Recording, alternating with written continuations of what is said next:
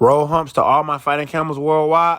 I'm your quarterback, Malik Williams, and you're listening to the Orange and Black Podcast. What's up, everyone? Welcome into another edition of the Orange and Black Podcast. Campbell's coming off a big win on the road at Hampton, where they secured a 30-27 win in Virginia against the Pirates. Just a reminder, this episode is brought to you by the King Camel Grill, located at 174 North McKinley Street in downtown Coates, right up the road from campus. You can come on over to the King Camel Grill to enjoy their award-winning wings and burgers before or after any Campbell home game. Guys, as we gear up for basketball season and start to have some baseball content as well as our ever-flowing football content, be sure to subscribe to Orange and Black on our Substack. And you can get a premium subscription and join our Discord channel where we have all the behind-the-scenes information there for you. We have a lot of fall ball content for baseball going on in the chat right now. Obviously, coming off a huge year for the Camels on the diamond, there's a lot of buzz surrounding the program and a lot of flamethrowers, it seems like, that we will touch on later in the podcast. Also, as you're gearing up to head to the Campbell versus UNC game, you can secure tickets and get $20 off your purchase through SeatGeek by using code Orange and Black Pod, and that'll get you $20 off your ticket purchase. So if you're heading to see the Camels take on the Tar Heels in Chapel Hill in November, you can take $20 off your purchase. But let's talk about football. Dylan, how you doing today, man? Good. Moving on up in the world. SeatGeek offers? Come on. Take advantage of that. If you're going to go see the Camels play the Tar Heels, SeatGeeks. I've used SeatGeek for the Carolina and South Carolina game here in Charlotte, beginning of the year. Was able to see my seat before I got it. So use SeatGeek to get that. But doing good. We're off to great start.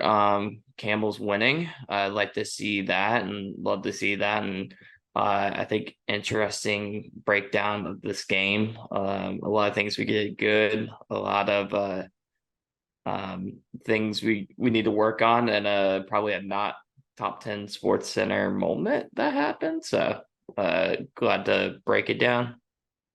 Yeah, that is directed at you, the Hampton punter. But honestly, it was kind of a heads up play, but we'll get into more of that as we move forward. Dylan, there's just a lot of excitement going on right now. We have football going on, obviously. Basketball is less than a month away. Fall ball for the Campbell baseball team is going on. Scout Day was this week, and a lot of exciting action there. We'll touch on that later. But let's start with this game as Campbell was able to secure their 30-27 win over Hampton, get back on track. We touched on it heading into the game that this was a chance to get back on track in CAA play and kind of gear up to finish out the season strong. And Campbell was able to do that. Campbell started out the game down 7-0 after Malik Williams threw and something we're not used to. He threw an interception early. Hampton was able to get an early lead, but then Campbell's able to come back and answer and really take control late in the game. Hampton was able to get back in it late, but Campbell was able to hold on. And if we've talked about this a lot, Dylan, but it seemed like Campbell was able to play a full 4 quarters of football. Heck, they even got a safety in this game. So, I mean, what else can you ask for when you're talking about all phases of the game when they're able to do that? But Dylan, what did you see from the Camels this Saturday? We're a little late on the pod this week, but we're heading into a bye week. So a little bit of chance for everybody to breathe and relax for the Camels. But Dylan, what did you see from Campbell on Saturday against Hampton?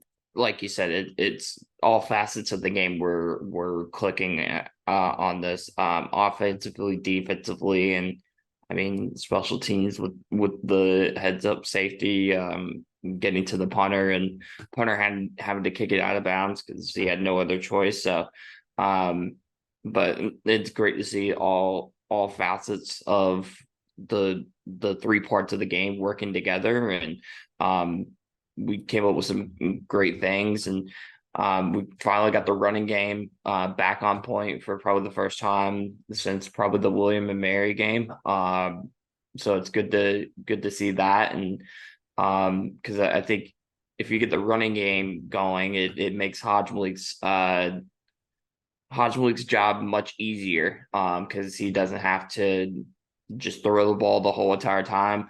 I mean, he only had 21 pass attempts compared to some of the previous games he's had. 2 touchdowns for him, very, very good. And 2 touchdowns for McKay and Rogers as well. And so just good to see all facets of the game working. Hampton kind of coming off the struggle bus, knew this was going to be a hard game for them. With a hungry Campbell team coming into Hampton, wanting to right the ship, and they did versus Hampton. So good to see from them. And still, we got to work on that run defense. Gave up a lot in the run defense, but the Campbells, what they have been doing in their wins is outscoring opponents, and the defense is the bend don't break. So whenever it breaks, it's been bad. Whenever it has a break, it's been good. Just a couple of late touchdowns by Hampton made it a little bit close, but it was Campbell's game through and through. Just Campbell making it, deciding in the fourth quarter, made sure you had to stay for all 4 quarters. So just good to see all the way around. And I think for the first time all year, Hodge Malik no sacks, which is really, really good, keeping them upright. So my gold star for the week is the offensive line, keeping Hodge Malik upright, and great run blocking, and giving Chris McKay and Nakari Rogers all the open lanes to stack up the rushing yards, as McDowell was injured, as Coach Minner said on the Campbell Call podcast Monday night. So good to see that we can step up and get all facets of the game working versus Hampton. Yeah, Dylan, heading into this contest, we talked about Campbell's need to have a balanced offensive attack, and they did just that. They totaled 202 yards on the ground, and then Hodge Malik Williams was able to add 238 yards to the air with 2 passing touchdowns. So really, Campbell was able to have that balanced attack, and as you touched on, Campbell was doing that without their top running back, McDowell, there. But that just shows you the depth in the running back room. Whenever you can come out and still have over 200 yards rushing with your top back out. But, whenever you are able to establish that running game, we've talked about how great Hodge Malik Williams is, but whenever you're able to establish that running game, that's whenever Hodge can really shine, because then that defense doesn't know what is coming. And you take a look at Hodge Malik Williams, he's number 2 in the nation in completion percentage with 74.2%. Completion percentage there. And then he's also number 4 in the nation in pass efficiency. So whenever you have an elite quarterback like Hodge Malik Williams, who has been stellar all year, he had the early interception, but was able to still have a great game. When you have that kind of talent behind center, and then you're also able to establish a run game, it keeps the defense off balance, and then you're really able to have a solid offense attack there for you. Let's talk about kind of the flow of the game. The game was tied 14-14 with 7:21 left in the third, and then Campbell was able to get a passing touchdown. As we spoke of, Hodge Malik Williams had a great game. He connected with Ezra Anderson, who has had a great couple games lately. He caught a 12-yard touchdown pass to take the lead, and then Campbell was able to get a great response early in the fourth quarter. The next possession, Campbell was able to force Hampton to punt. And as we have joked about a little bit, and what the center hiked it over the punter's head into the end zone.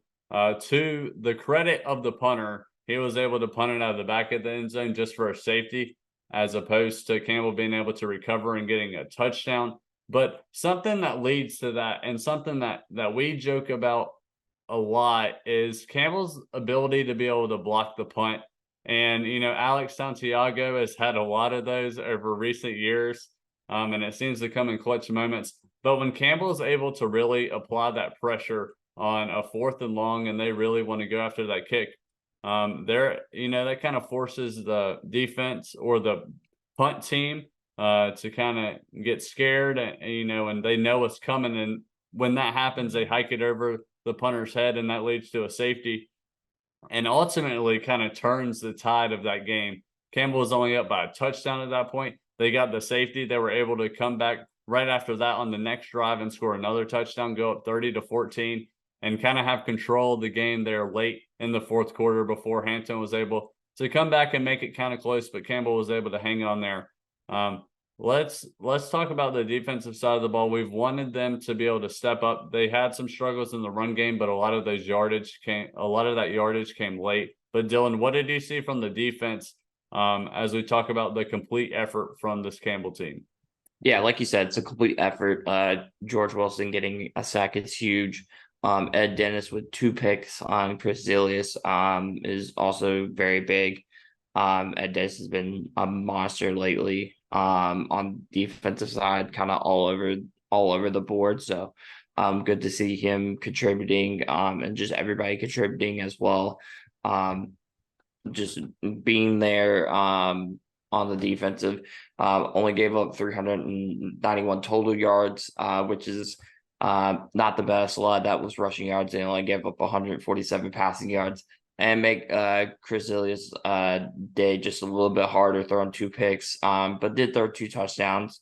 So just making his life harder. They had to rely on the running game, and their running attack is really, really good. They have 2 very good running backs, and Darius Butts and Elijah Burris, who both of them total over 100 yards. So it's good to see that the bending was only just a bend; it didn't break. So it's good to see as well. And also in terms of penalties, like you said, the past couple of games, we've been riddled by penalties. The penalties were down a lot.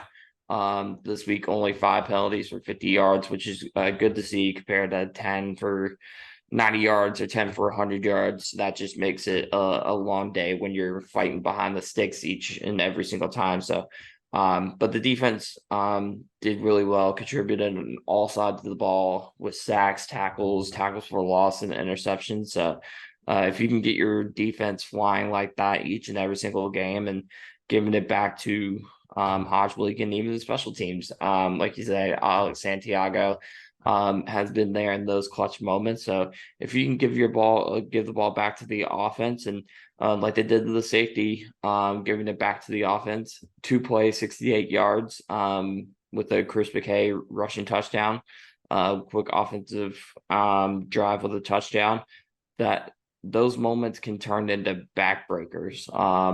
It was essentially a backbreaker for Hampton. They made it close towards the end, with 2 long drives themselves, one early in the fourth quarter and one late in the fourth quarter. So, but those can turn into backbreakers in the games. And when it was 30-14, some of those teams give up and kind of say, well, this is kind of it for this game. Hampton did not do that. They made it very interesting. But if you get into a situation late in the season where you get into a 30-14 type of game where you've had a safety and a quick touchdown, it can be over. It could be over really quickly for teams facing Campbell. So, but yeah, good defensive overall. Just going back to the point at the beginning of the year, like I think Coach Manor said that they were 55%.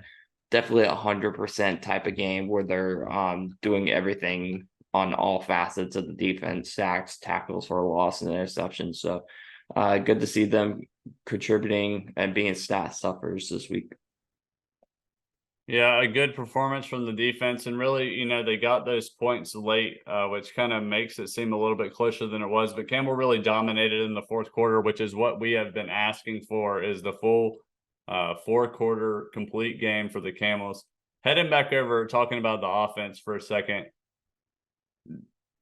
Hodge-Williams has been great this year, but that only comes whenever you have some great receivers to go along with it. Every week, we've kind of seen a different person step up. VJ Wilkins has been awesome this year. He's been rated as one of the highest receivers in all of FCS by PFF.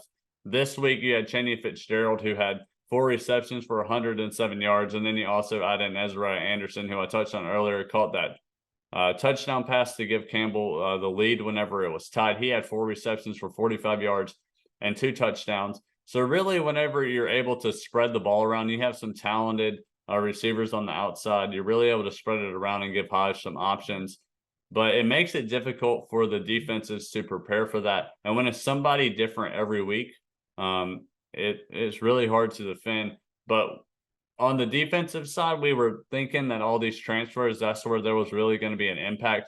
But I really think that in this wide receiver room is where we're truly seeing that impact. And as the defense continues to grow together and get better, if they can continue to be solid and this offense led by Hodge Williams with this talented wide receiver core and a deep running back room, it's going to pay benefits down the road as we continue to head on into CAA play. Dylan, what are your final thoughts for this game? You know, we predicted before that you definitely said that Campbell was going to win it easily. And late in the fourth quarter, it seemed to be that way. Hampton was able to come back.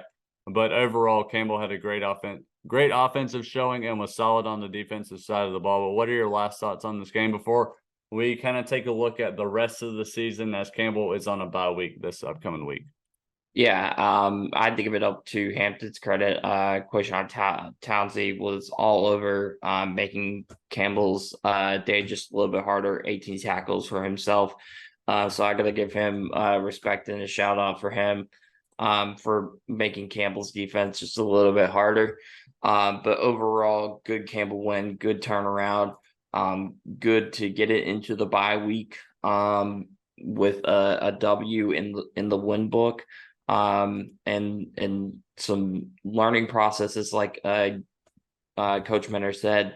They're going to take everything that they've had at the beginning of the season. This works perfect because it's essentially in the middle of the season, more or less. So it's good to look back on the kind of the first part of the season, see where their strengths are, see where their weaknesses at, see what they need to go into practice with. I think Coach Renner said they'll have, 3 practices this week, and then give the guys some rest. So it's good to see. Some of those guys need the rest. It's been a very tough schedule, facing 2 top 25 teams. Elon, who's kind of knocking on that door, being a top 25 team, and kind of looking at the beginning of the season, great wins, some unfortunate losses, and facing some tough competition.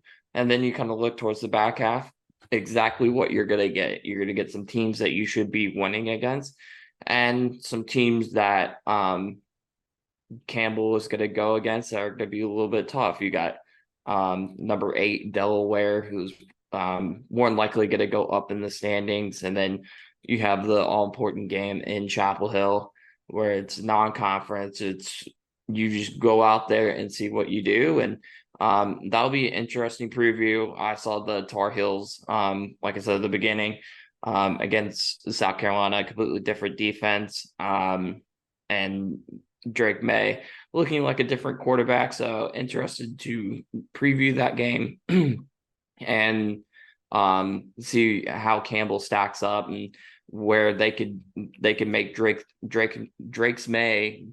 May's life just a little bit harder, because I mean, Appalachian State made it hard, South Carolina made it hard towards the end. So I think that'll be interesting. They could be top 10, maybe top 5.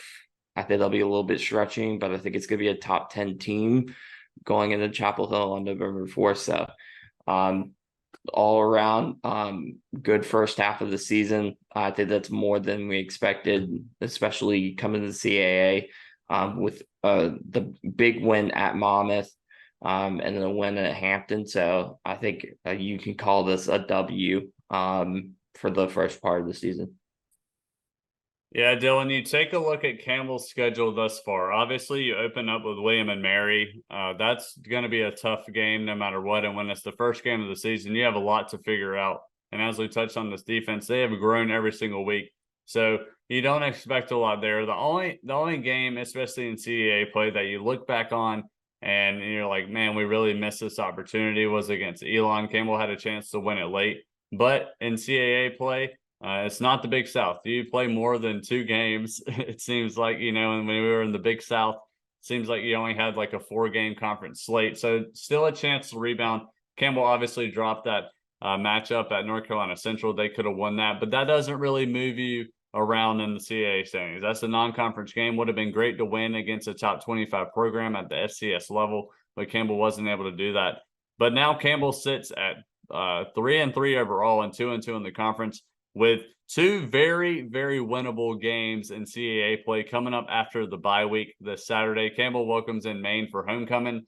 Next Saturday, that'll be a big one. Homecoming's always a great weekend full of festivities.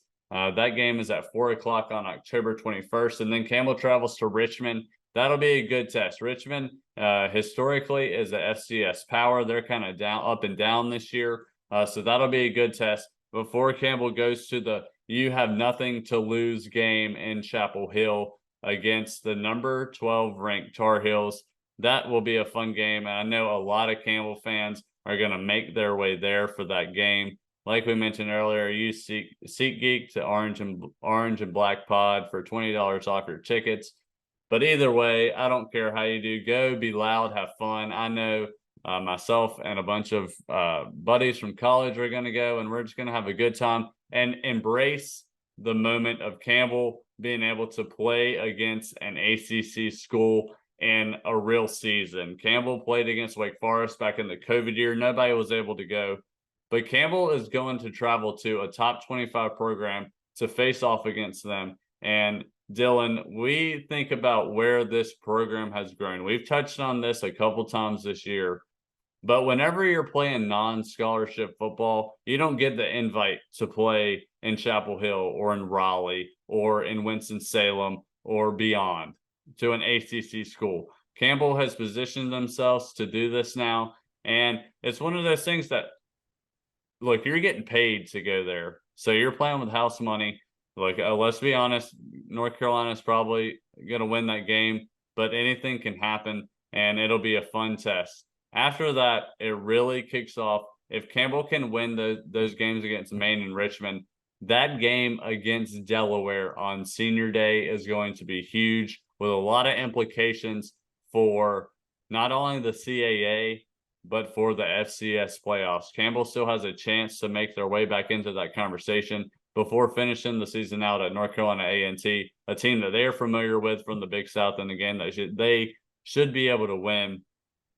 But Dylan, Campbell does have the opportunity to finish out CAA play, winning these next 4 games and close out the conference slate with a 6-2 record. And that's something that's going to have a lot of national attention, especially with the caliber conference that the CAA is. How do you see Campbell closing out this season? We can talk a little bit about the UNC game, but as a whole, and especially focusing on CAA play, what do you see the Camels doing to close out their next 4 CAA games as well as that game in Chapel Hill? Yeah, I'm kind of starting with the CAA first in general. I believe it's setting up in their favor very, very well. You kind of got what you quote unquote call the hard part of the CAA in terms of this year. And just to go back on the back half, they're 3-1 away. Unfortunately, 0-2 at home with that close loss to Elon and the tough loss to William and Mary. But they're 3-1 away this year, which is really good. Mike Benner and the staff got to be patting themselves on the back. With going 3-1 away from home. But kind of looking towards the back half of the schedule, I mean, you have Maine, which should be a very winnable game. They're very down this year. And we'll preview that next week on the pod of what they've been doing this year. And then you have at Richmond, like you said, in previous years, they've been kind of on top of the CAA, getting those auto bids into the FCS playoffs. So that should be a winnable game for the Fighting Camels. And then North Carolina A&T at the end of the year, I think that's a very winnable game also for the Fighting Camels. Make their life really, really hard. And then you kind of have the the second circle, if you want to say it, the biggest CAA circle at the end of the year with Delaware. So if you can win against Delaware, and only have 2 losses in conference, that's going to have a lot of FC when they come with the FCS playoff bracket. Campbell's name might be written on it, going somewhere, making the FCS playoff, especially with how the CEA and the FCS looks at the CEA being a very tough conference to play in, with a lot of top 25 schools. I mean, you have William Mary, you have Delaware, you have New Hampshire, you have Rhode Island. You have a lot of great schools in the CAA who are in the top 25. So the FCS values what the CAA brings to offer. So if Campbell can go in it with only 2 losses, that would be great. If they can go in with 3 losses, I still think you have a case to make with the committee to let you into the playoffs. So I think 3 CAA games that are very winnable. That Delaware game is going to be very, very tough. But I think the Camels, especially at home, going to want redemption against a top 10 FCS foe. And they're going to right the ship compared to what happened to William Mary. And then you have the North Carolina game where it's just like you go out there and see what you can do. And I'm going to be the big believer in this. Not counting the Camels out. Drake May has been prone to throwing picks and making it close. He threw 2 picks against South Carolina at the end, and I was there, and they were I'm going to go ahead and say it. They were boneheaded picks that kind of kept South Carolina in it, even though they could have crushed South Carolina. And then App State took them to the absolute limit on 3 overtimes later that they had to beat App State. And then from there, they've had what I call the cupcake of the ACC schedule. This week, they got Miami. If Miami doesn't make another boneheaded call again, hopefully Mario Cristobal has learned his lesson.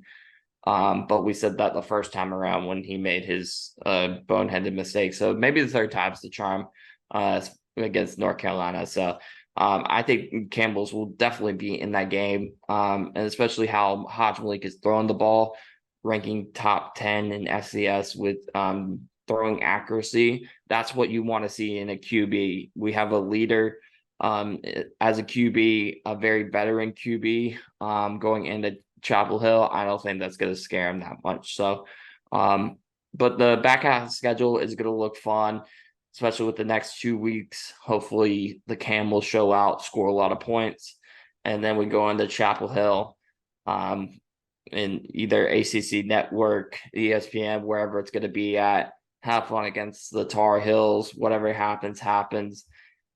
Hopefully take some momentum from that, come back home. Very tough scene against Delaware, and then finish it out having fun in your first year of the CAA in Greensboro against North Carolina A&T, and hopefully that will not be the end of their season. They'll be making a FCS playoff against any one of those great teams that will end up making the FCS playoffs.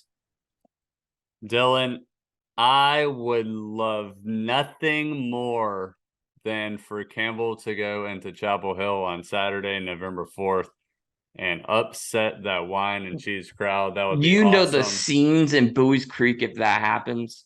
Do you know the scenes in whatever section I'm sitting in if that happens? It's going to be awesome.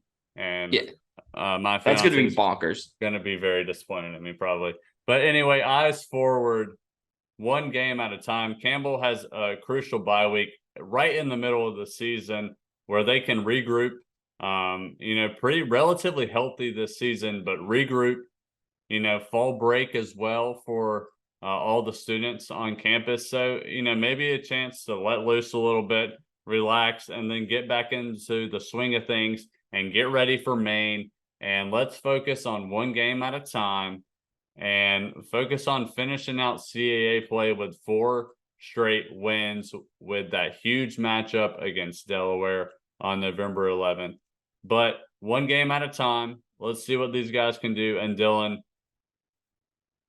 how crazy is it that last spring Campbell was ranked in the top 10 in baseball, and we're talking about hosting a regional, and now we're talking about Campbell possibly making the FCS playoffs, a feat that I know you and myself had no belief that we would ever do that whenever we were in school there. So just once again, Campbell is on the up and up on a lot of levels in a lot of sports, and even at the pro level. Of course, we'll touch on that at the end with the MLB playoffs and in the NFL.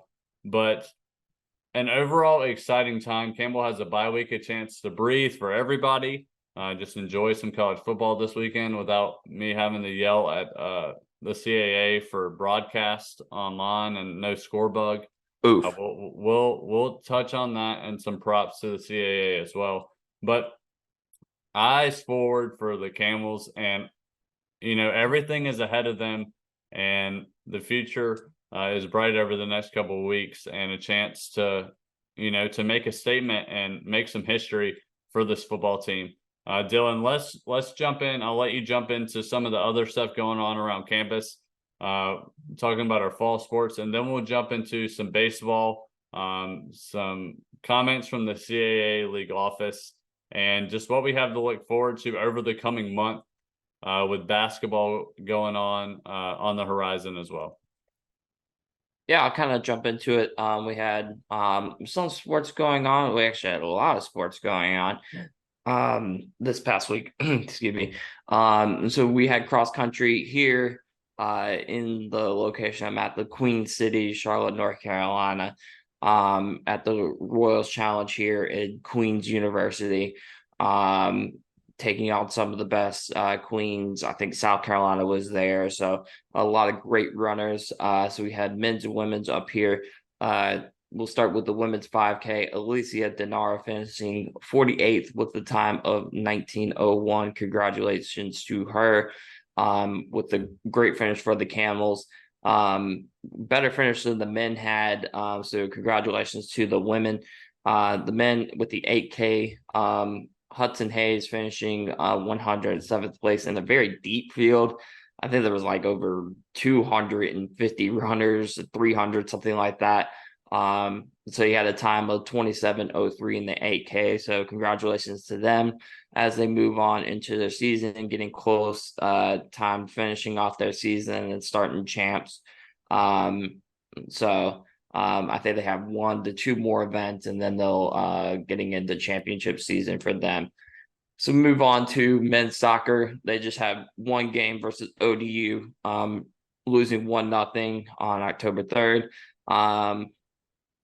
ODU scoring early. ODU is a very good defensive team. And they just kind of showed it against the Camels. So it's unfortunate. They were supposed to have a game. VCU Camels were supposed to have a game against VCU on the 10th, but that game got postponed. So men's soccer only having the one game against ODU with their other game getting postponed. Moving on to women's golf in the very tasty invitational, which I think, Andrew, you were at the Roos Chris Tar Heel Invitational. I was there on Monday morning to take some pics, and it was beautiful. It was nice, crisp air, and I was able to see Campbell legend Stan Cole as well, and reminisce with him in our time that we spent together while I worked there and was a student at Campbell. Yeah, shout out to Stan Cole and the legend himself. The women Campbell finishing 11th above the Baylor Bears and the Miami Hurricanes. So congratulations to them with Isabella Gardner being the top finisher for the Lady Camels, tied for 26 at 5 over. So congratulations to them at the Roos Chris Tar Heel Invitational, very tasty tournament.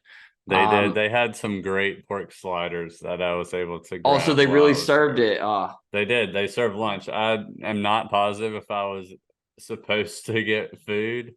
But they just had like a free flowing line. So I went in and they had some really good food. So, Ooh, That was okay. great. Well, shout out to Roos Chris for serving the hungry workers, especially Andrew, taking the great pictures for the women's golf.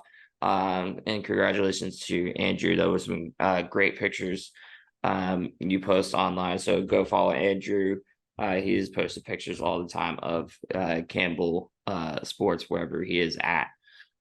Moving on to women's soccer, they had a W this week on the 5th. Drexler at home with a 3-2 dub for them. It was a great back and forth game with the late one for the Camels. So I I saw the highlights of that game. That game was bonkers. And I bet it was bonkers there. So great for them getting their third win on the season.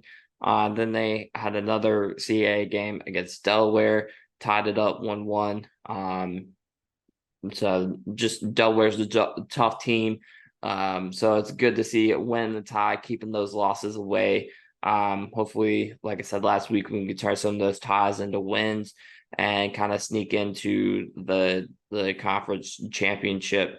Because I think it's the top 6 make it into the conference championship, or top 8 make it into the conference championship. So hopefully we can sneak our way into the conference championship, especially with the boys. They're kind of, both the soccer teams are kind of sitting out there with some room to play as they kind of get towards the back half of their schedule.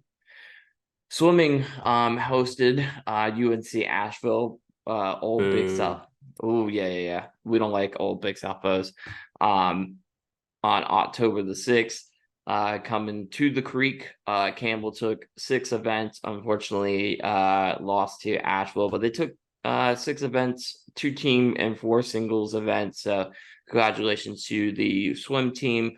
On that, they made it very close towards the end, but UNC Asheville was pulled it out late to get the win in the dual meet. So and they got some more meets coming up. I think they got one late in October, and then I think a couple more in November. Either way, are at home. And then last but not least, volleyball with a big win against the top team Townsend on Sunday, which is good to see. Townsend, very hard team in the CA, kind of the benchmark in the CA in terms of volleyball. Usually the one that will win the CA championships and go into the NCAA tournament. But it's good to get a 3-0 sweep of Townsend. Unfortunately, they lost 3-0 on Saturday. But it's good that we're getting wins out of these tough teams. UNCW the week before, now Townsend. So if we could turn some of those weekends into 2 wins, sitting 8-10 right now, starting to gain some of those wins back. Their conference is looking really, really good in the middle to top half. Could stay there, make this the tournament. And like I've seen when we were both in school, this Campbell team, especially with volleyball, plays different in a tournament setting. Especially when they're the Big South playing teams like High Point and Winthrop. They're not afraid of that. Coach Kroll is not afraid of a challenge, as he set a gauntlet of non-conference, so he can make these conference games look pretty easy. So congratulations to him. And then as we look ahead, we got 4 different sports added this week. With men's golf at the Georgetown Intercollegial on the 15th and the 16th. So good luck to them. Men's soccer at Elon on the 14th. Elon kind of sitting with Campbell in the CA standing, so it should be a good matchup for the Fighting Camels. Women's soccer will be at Hampton, which sits right with them in the CA as well. I think it's going to be a good win on the 15th, hopefully. And then volleyball on the 14th and 15th will host College of Charleston, which is an easy win for them. College of Charleston is kind of struggling this year. And don't forget on the 14th, so go visit your volleyball team. On the 14th, they had the Dig Pink match. So wear pink to that game, pink out. for volleyball as they host College of Charleston. And let's see if we can get a sweep and get on the top of or close to the top of the CAA as we get towards the back half of the schedule before tournament time. So that is your look ahead for all Campbell sports. And I think we had some MLB playoffs happening over the past couple of days with some Camels. I think one who's grabbed national attention and made all the Dodgers players look absolutely silly as the D-backs swept, and I mean swept, the money-making Dodgers. Yeah, I believe you're talking about Mr. Ryan Thompson, Campbell legend there, the sidearm swinger. Dylan, it was funny. Today I was looking back through some old emails trying to find some information about Campbell, and I found the article where I think 2 years ago I wrote the release for whenever Ryan Thompson was on opening day, he was called to be on the Rays opening day roster, and Cedric Mullins got his call back up to the MLB after his struggles to be on the opening day roster as well. You look at that, I mean, we talk about growth a lot, but you think about how far those two have come with their respective organizations. Well, now Ryan with the D-backs, but Cedric Mullins going, leading the Orioles to another playoff berth. And then Ryan Thompson, who got dropped by the Rays, LOL at them. They got bounced in the opening round in the wild card. But then the Diamondbacks are able to pick Ryan Thompson up. And to be completely honest, he's been lights out in the postseason for the Diamondbacks. In the game last night, they were able to sweep the Dodgers and advance to the ALCS. In that game, Ryan did pitch. He did give up 2 earned runs, but over the scope of 4 games pitched, he only gave up 2 runs in, I believe, 5 innings pitched, which is pretty dang good. And still then the D-backs were up by a lot. They were able to score those 2 runs, but the Diamondbacks, honestly, their entire pitching staff and their bullpen, which Ryan Thompson has touched on publicly, is very, very deep. And we saw this when Ryan was at Campbell. I mean, this dude started. He was a closer. He was a oh shit guy. I mean, if you want to be completely honest, like, we need to throw him in there. I mean, the dude led the nation in ERA 1 year at Campbell. But whenever you can put him in for 1 inning, I mean, the dude, I mean, and you go from somebody who's throwing 98 over the top, and then you put Ryan in there and he's slinging it sidearm and really, I mean, deceiving you with that breaking ball that is nasty. It's tough for hitters to pick up on, and that is something that he dominated with at Campbell. And look, he's found his niche in the MLB, and with the Diamondbacks, who are going to the NLCS, 4 wins away from the second World Series appearance for Ryan Thompson in his career. Yeah, I mean, it's crazy. I mean, that they were doing TikTok videos. I think I saw a TikTok from MLB where they had the camera on top of him, just looking at his delivery and how far he stretches out from the pitching mound to kind of all the way towards the end of the hill. So, like you said, when you're going from a 98, like a Zach Gallen or Merrill Kelly, and you're going straight to a side armor who's kind of throwing frisbee style. I think he's got a sweeper that starts from one end, goes to the other. That's no fun to face. I think he gave up the 2 runs because it's the Dodgers. I think he pitched in game 1 against the Dodgers. So when you see a familiar opponent, they kind of start picking up his stuff. So I mean, Ryan's been lights out since then. I think he's going to be lights out. Hopefully the D-backs turn it into the 0-1 D-backs, make it into the World Series so we can see our boy Ryan Thompson pitch in the World Series. Unfortunately, Cedric was knocked out by the Rangers and the Braves. I put a jinx on them. Sorry, Braves fans, but they did not pick Alan Winans to be on the playoff roster. thus enforce is the Campbell jinx. Yep. Um, Don't and care if they lose. It's all yep, on them. They had a sorry. chance to have an entire fan base behind them, and they blew it. Yeah, I made my plea. I think he should have started yesterday's game. No offense to Bryce Elder. I think he should have started. They needed a pitcher and before Strider, and that would have been the Alan Wines part. But nevertheless, sorry Braves. We're all D-backs fans as we get behind Ryan Thompson. And hopefully he takes us to the World Series. And we can enjoy it with him as we see Ryan hopefully in a World Series with the Diamondbacks, and they throw it back to 2001 and upset whoever they face. But I think we look forward to either the Braves or the Phillies. And if it's the Braves, hopefully Braves, you may add someone to your roster. I think you can, but nevertheless, we're going to be rooting for Ryan Thompson.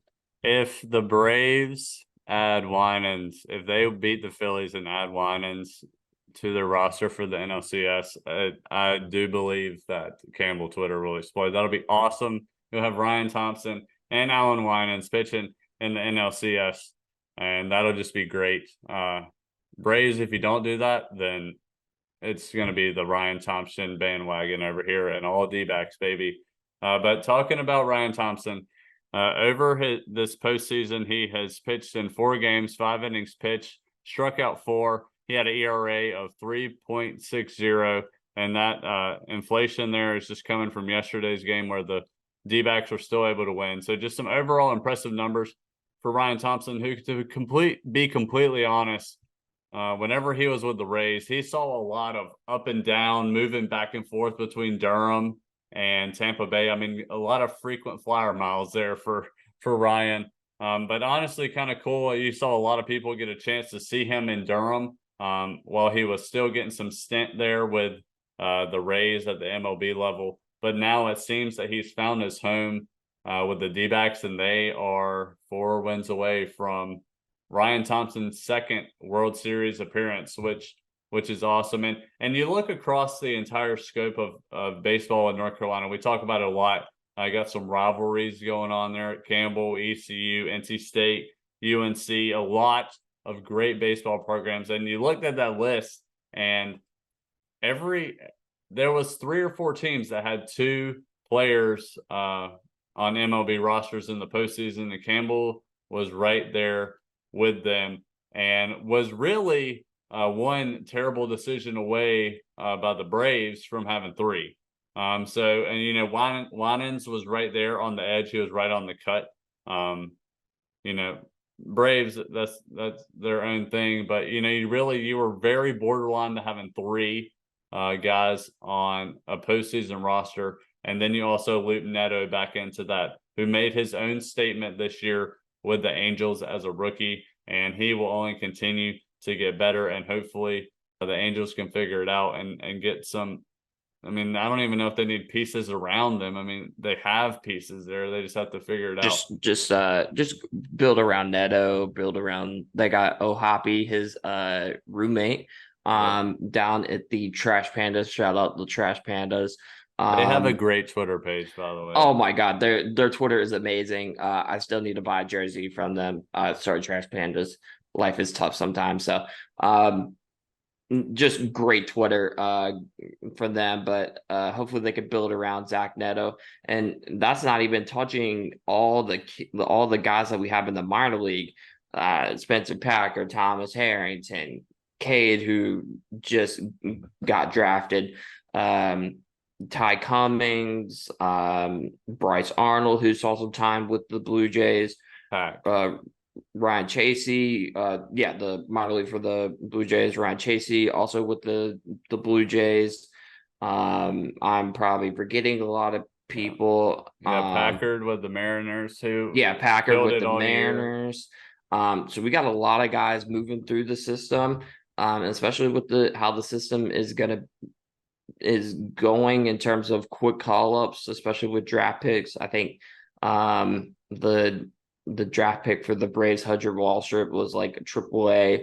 Fortunately, K got a slower start. I think he would have fired it pretty well. Might have been AAA myself, but that's just me being a biased Camel fan. So, but a lot of guys moving through the minor league system, getting their time, and hopefully we get some more call ups. But it's good to see some guys hit the spotlight, and we are fully on the Ryan Thompson bandwagon.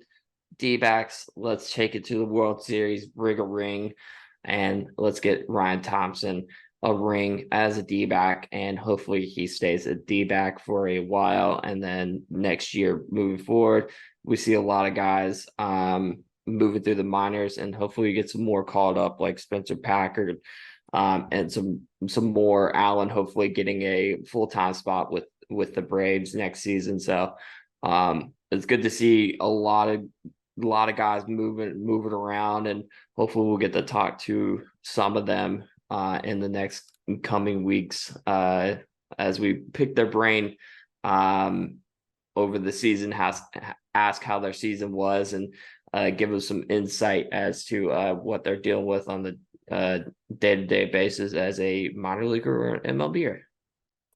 Yep, Dylan, you touched on it. We have hopefully we're going to line up a lot of content baseball related. When the fire is hot, that is where you want to roast your marshmallows, I guess. I don't even know what I said. That sounded like Evan Butterbridge. That was Evan would be so proud of you. Yes. So Evan, I'm sure when you listen to this, you'll text us. We have a great group chat with Evan. He is a good friend of both of ours when we both worked at Campbell. But yeah, that was an Evanism right there. But yeah, as you touched on, we're going to try to line up a lot of baseball content and kind of spread it out as we continue in the fall ball, transition into the winter, and then as we really gear up for baseball season. We started the Campbell baseball alumni thing for like one episode I did in June, and then I got really busy with my own personal business, so I wasn't able to do a lot. But there's a lot of success going on in the minors and then the MLB, and we're hoping to get some of those guys on the pod to get those personal stories about them, their relationship with head coach Justin Hare, his impact on them as players and as human beings. And maybe we'll even talk to number 3 himself, Justin Hare. Fall ball is going on. Dylan, I was really hoping whenever we were talking about Zach Neto that you would have mentioned Mr. Shohei Ohtani, because Campbell seems to have their own Ohtani themselves, as in the pro day earlier this week. Grant Knipp, the home plate stomping catcher, was tossing 98 miles an hour on the freaking mound this week. Where did this come from? We don't need Shohei Ohtani. Like, we have our own Shohei Ohtani in the creek. Grant Knipp throwing absolute laser beams.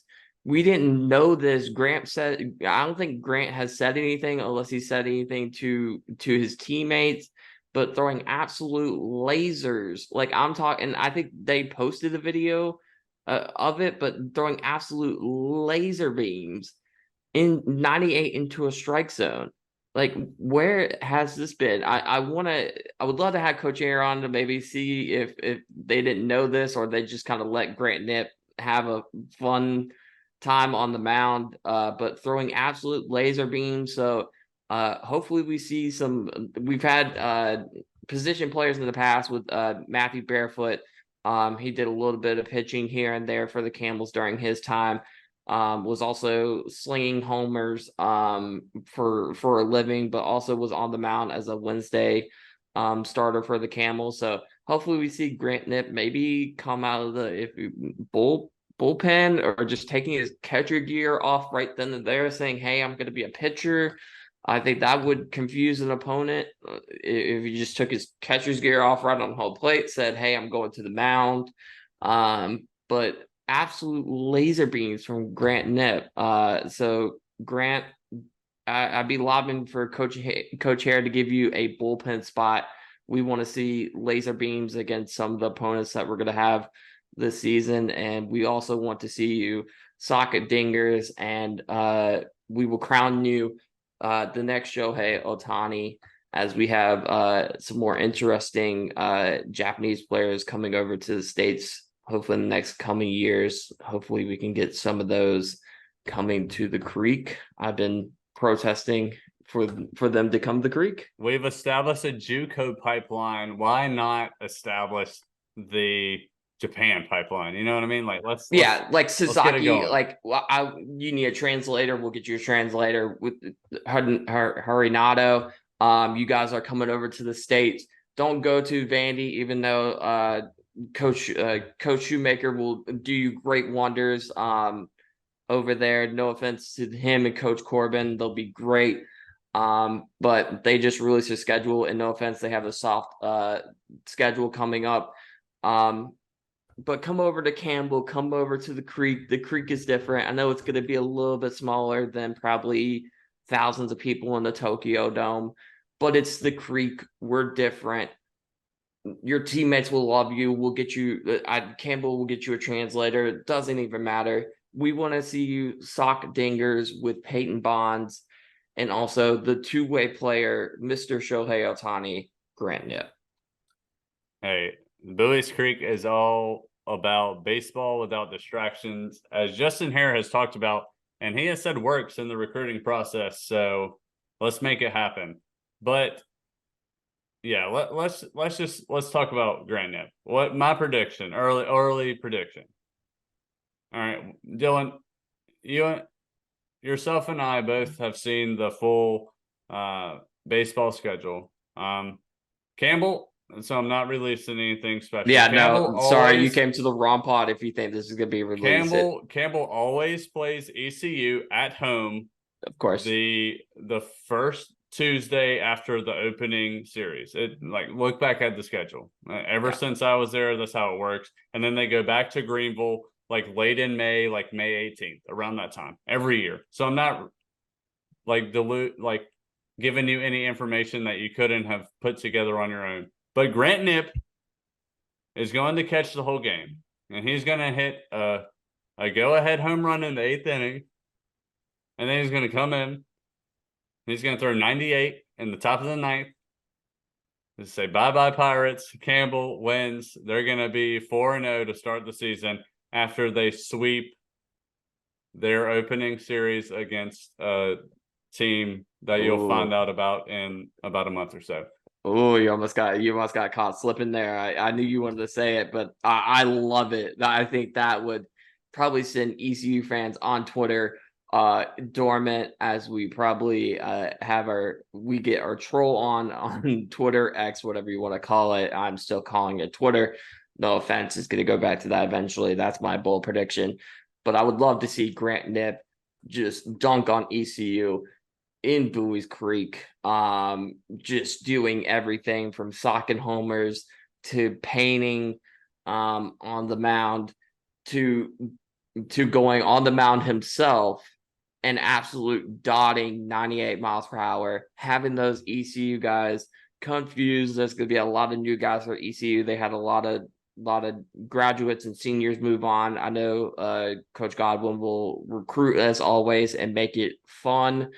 But yeah, I agree with that sentiment. I think that would send the Creek into an absolute frenzy and a half, and grease the light poles if Grant Nip is downing 98 to beat ECU on that second, the first midweek of the season. So grease the light poles, call the Bowie's Creek security. Grant Nip is on the loose, beating ECU. If Grant Nip does that, then Jared Belbin, who launched those 2 absolute moon shots that sent me into a craze in the jungle last year in Greenville, he's going to have to transfer his fatherhood over to Grant Nip, because he's going to be the Pirates' new daddy. All right? It's going to be awesome. It's going to be fun. As we touched on, we have seen the full baseball schedule. It's going to be really fun. But we don't want to get in trouble. Last year, the schedule was released on November 8th. So within a month or so, you'll probably see it. But a lot of unique opponents. A lot of opponents that'll rile up some good rivalries. And And I a think definitely chance. fun for CAA. CAA is going to be very, very fun this year. In terms of that, the CAA is going to be different. Campbell fans, this is not going to be you're going into Radford beating them 26-5. Oh my God, that was terrible. That was absolutely atrocious, and I feel bad. I think Fully Caffeinated went up to Radford, and I want to repay him myself. I love Radford. I like Trooper to murder. Yeah. I live in Radford. Or no, I don't live in Radford. My mom lives in Radford. It's a very nice place, but it's not baseball friendly. So fully come to a CAA game, it's gonna be much closer. And you always have the battle of 421 against UNCW, where hopefully we make Mr. Bryce Coda do something else ridiculous. Yes, sorry, Bryce, we're gonna make you do something ridiculous this year. We let you off light by only posting a picture in your Camels outfit.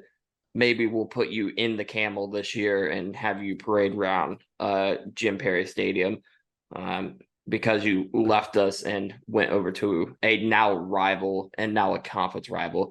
So I think the schedule is going to be great this year. And like Andrew said, it's probably be around November 8th. Hopefully they will give us a Halloween treat early and maybe release it. But if we have to wait till then, that is fine. We will break it down here on the pod and hopefully have Coach Aaron to break it down, see what he likes about it. All respect to Bryce Coda. He is a good friend of mine. Yeah, we love Bryce Coda here on the pod. But yeah, he did only leave his profile picture up of him in the Campbell jersey for maybe a day. But it's all good. But yeah, we'll have a lot of content. Maybe when the schedule drops, since we already have some insight ahead of time, we'll do like a Twitter space. We'll get back into that realm a little bit. That was really fun last season during baseball season, but we're definitely gonna head that way. Let's like baseball in this program just gets me a little bit excited. Let's just talk about a little bit more about Nip, and then we'll move into some other guys. Nip had a fastball up to 98, breaking ball at 79 to 81, and 2,600 RPMs and a mid 80s changeup. So that's just not a guy who like, oh, coach, I can throw hard. Like he's mixing in some other stuff, which is awesome. Let's also talk about another hurler that Justin Hare has brought in this year. We talked about that JUCO pipeline. It is strong with the Camels. Brought in another guy, Derek Vartanian. He was tossing a 97, 98 fastball straight out of the chute for the Camels. I mean, Campbell, yes, it's going to be a different team this year. But whenever you have established this culture, and the culture that is about winning and about a brotherhood and about winning championships year in and year out, you don't like redo stuff. You just reload. Like, it's not a rebuild, it's a reload.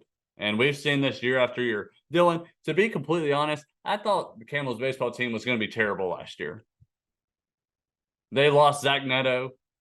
They lost, quality pitching. I was not very confident. But I'd be dang if they weren't ranked in the top 10 and on the verge of hosting a regional last year. So what's to expect that we're not going to just reload again and let's do it all over again?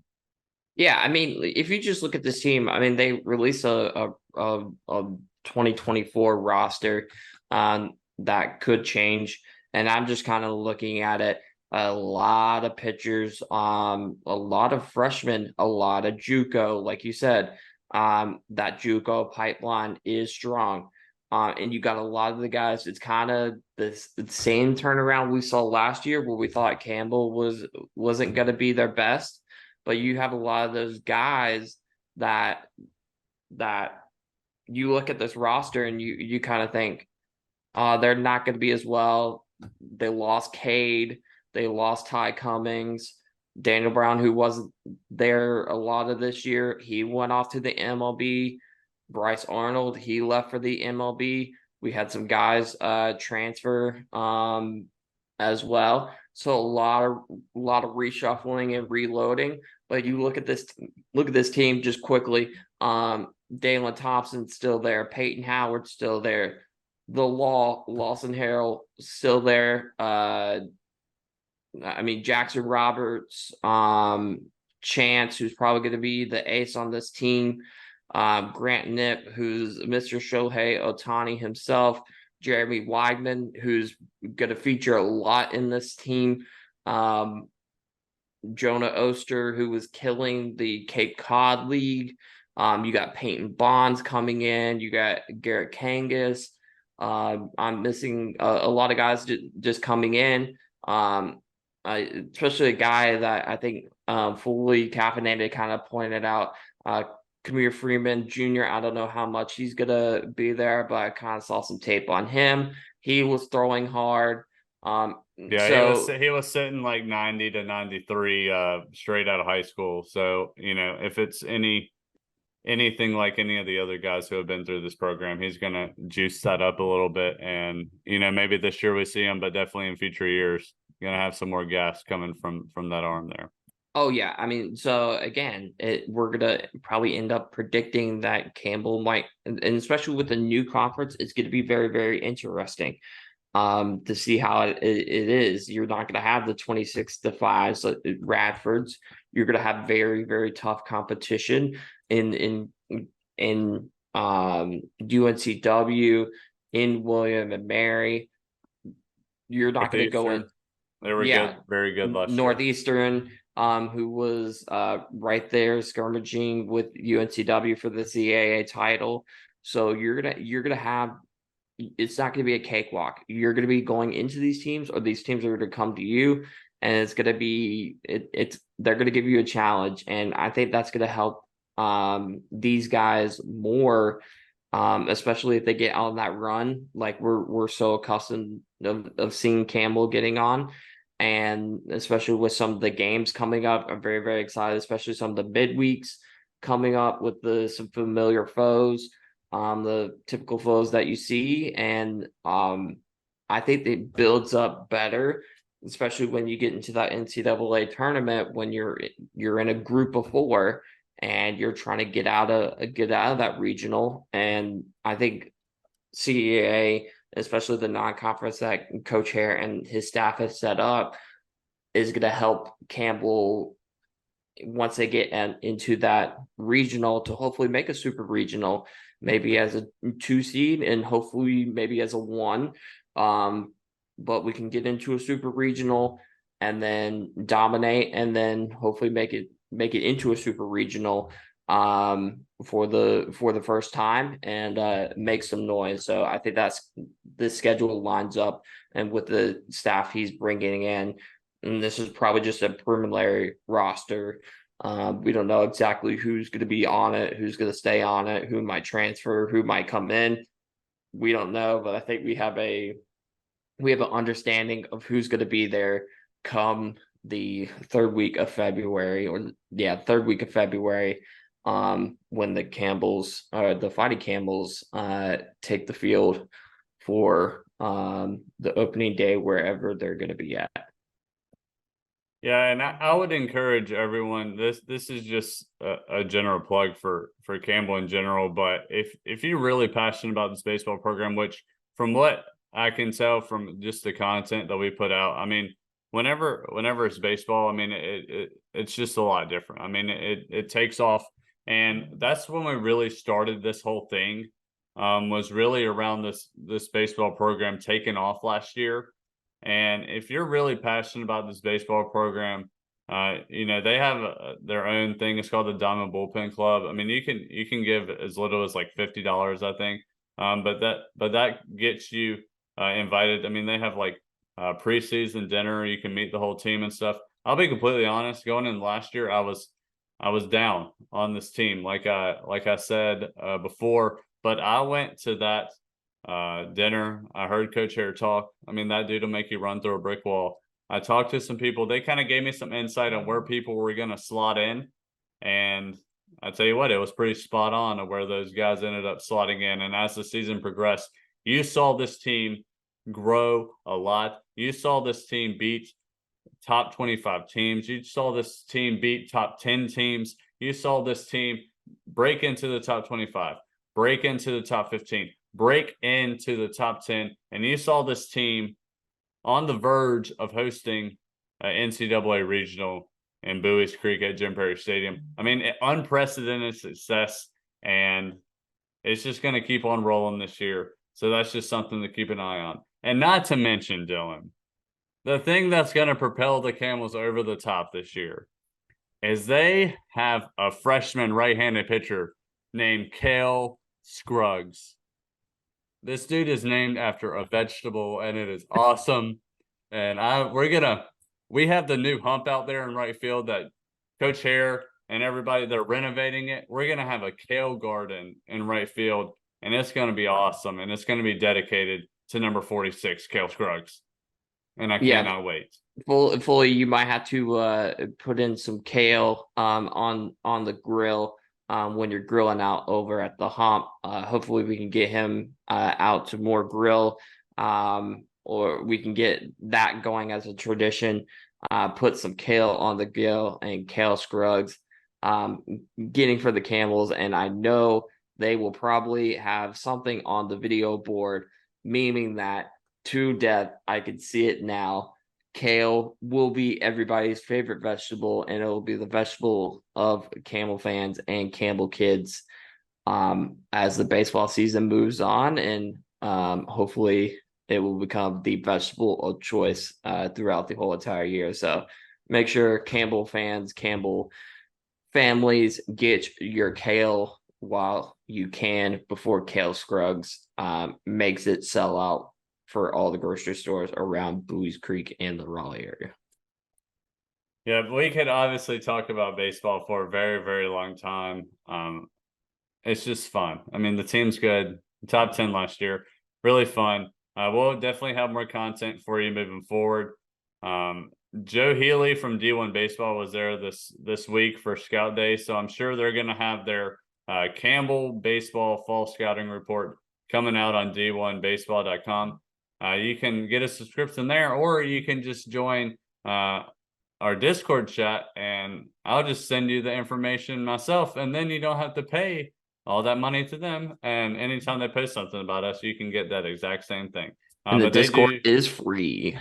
They do great work over there at D1 Baseball, and I would encourage everyone, the more you interact with anything that you see from a national news outlet on social media and on the interwebs, the more you interact with it, the more content you're going to get, because they make their money through clicks. And whenever you click, they want to post more content. We saw that throughout the year of baseball season last year. We had our core little group, and we blasted that train to the moon. And if you continue to engage with them and give them those clicks that they're looking for, they're going to give you more content that you're going to enjoy. And it just gives more buzz to the entire program, to the university, and everything. Dylan, I'm getting way too worked up about baseball, and it is October keep the 12th. On going. Like, just keep on going. You are hyped to the moon, and I am right there with you. I think Evan somebody might regret sending us the schedule because we look at it and then we just lick our chops. And especially with this team, the D1 Baseball will rank this team. Hopefully, I believe this team will be ranked, and then that sets the target right on their back for CAA opponents as they want to knock off, hopefully, the kings of the CAA. I know UNCW and former Campbell coach Hood is going to be licking his chops, wanting to be the guy that knocks off Campbell and reminds them that this is their conference too. I know Northeastern is going to be knocking at the door as well, and all the teams at the CAA want a piece of Campbell and Coach Hare, and I think Coach Hare will show them that we will be the King Kong of this conference. and we will make sure that they know the Fighting Camels right off the bat. And this is our conference, and the conference run through Bowie's Creek. Absolutely. And not to throw Evan under the bus, he gave us a little It was my birthday. I mean, little all I asked microscope, small glimpse of the non-con, and then some investigative reporting by myself. I was able to locate the entire schedule today, but I don't disclose my sources. Dylan Evan's and I not in are the trouble. only No. people who know the conference schedule, along with number 3 himself. But anyway, exciting time. Football is obviously here. We talked about that in the first segment. Basketball is a month away. Personally, Canes hockey is back. That was fun. They won earlier this week. And then fall ball is going on for baseball. And baseball season is only a couple months away, which is awesome. Like we mentioned, that schedule release should be coming out within the next month. So over the next month, you have football going on. You have fall ball going on. You have the Campbell baseball schedule being dropped, and you have Campbell men's and women's basketball all within a 1 month span on the horizon, and just excitement all around. And you have both soccer teams competing, working their way up in the standings. And you have volleyball, who I wanted to touch on this earlier, but we started talking about baseball, and I just got all frazzled. But Blacked the out. volleyball team is 1 game out of first place in the CAA standings. And when you play those Saturday, Sunday contests against teams every single weekend in the CAA, if you can sweep a weekend, that goes a long way in the NCAA standings, and some very winnable games for the Camels coming up on the volleyball side. But we will talk with head coach Campbell McGeehan sometime soon to preview the men's basketball schedule. I'm going to try to go to Bowie's Creek to catch some fall ball sometime, take some pics, and talk to some people there, maybe get a little more insight. And then hopefully in a month or so, we can get World Series champion Ryan Thompson on the pod and talk a little Campbell baseball with him. But Dylan, it's been a fun one. We haven't talked this freely, I feel like, in a long time. I just want to give a shout out to Dylan. He does put a lot of time and effort into this. He makes a lot of notes and stuff that goes into it, and then I just get all worked up. But it's very exciting. Campbell has grown so much since we were in school there, and even since we graduated, even in the past year. When you look at the grand scope of things, from the CAA to pro humps, to just success on and off the field, it's really awesome. But Dylan, it's always fun talking Campbell athletics, and I mean, it's only going to get better as we continue to grind through football season, inch towards basketball season, and see baseball on the horizon. Dylan, thanks for hopping on again. Do you have any final thoughts? We have no predictions for this week. You can't lose if you don't play. So yeah, automatic dub for rest. If you guys are feeling the football, Oregon is going to be traveling to Washington and then USC at Notre Dame. That is your football fix. And then go watch the Miami Dolphins or the Chargers play. Maybe you can get a glimpse of some former Campbell athletes and Julian Hill for the Miami Dolphins, who are absolutely killing it offensively. And Julian Hill being part of that squad, and then Brevin Allen for the Chargers. So hopefully you can go see them on, and then make sure you tune in to wherever they're going to be at for the D-backs. Go watch the D-backs. Good luck to Ryan Thompson. Hopefully next time we're on the pod, we are talking about that Ryan Thompson is close to getting that 4th win, making it to a World Series, so he can get that ring, and then we'll hopefully have Ryan Thompson World Series champion on the pod. Yes, that'll be awesome. Dylan, you almost escaped me not talking about our fantasy Thanks, football Campbell league, fans. Roll humps. Go subscribe. I picked up my first win of the season, and it only took me playing Mr. Dylan Shanklin himself to pick up my first win of the season in our orange and black fantasy football league. I hate you, Justin So, Fields. You're the worst quarterback in the league. As the famous Twitter video while we were in high school said, I'm not gonna lie, they had us in the first half.